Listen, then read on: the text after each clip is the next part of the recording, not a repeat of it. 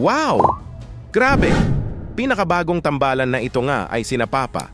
Dan at Medith, the Leche Flan Girl, ay muli na naman nagkita. At grabe po talaga ang naging eksena nila together.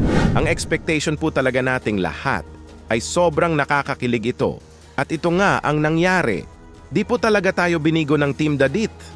Kasi grabe parang nag-date na talaga sila na sobrang nag-enjoy sila sa isa't isa na parang magjowa kung tingnan. Kasi nga ay komportable na sila sa isa't isa na kahit sa ilang meet-up pa lang nila ay madali lang talaga sila nagkamabutihan ng loob as a friend. Ibang klase naman po talaga magbitaw ng mga sweet message ang isang papa dan na napasabi nga si Medith dito na iba talaga ang taga Manila.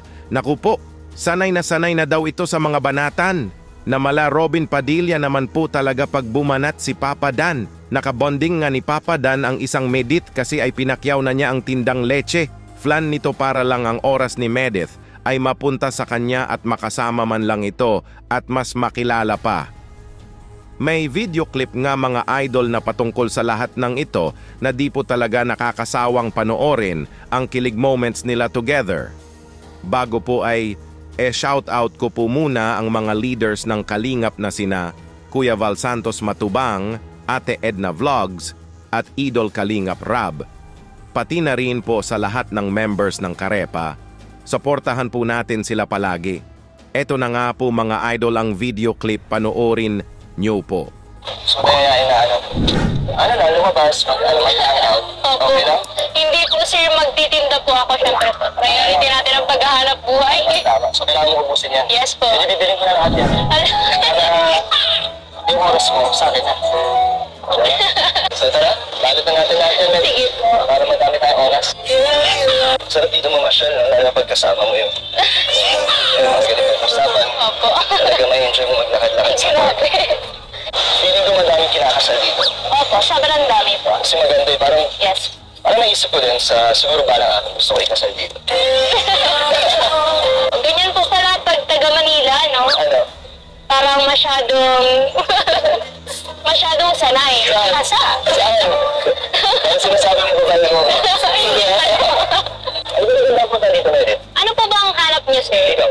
Ay, nandito lang po ako sa tagal niyo.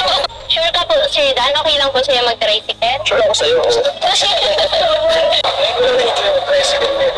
Kasi parang nag-tricycle ako, mag-isa lang ako. Nagsasama ako. Sa'yo ko sa mag-tricycle. Pinagpapawisan ka lang ako, Sir Dan. Okay na? Ano ba? Wala po. Kaya. Sorry po. Nalit, selfie tayo. Sige po. Selfie lang sa'yo. Po.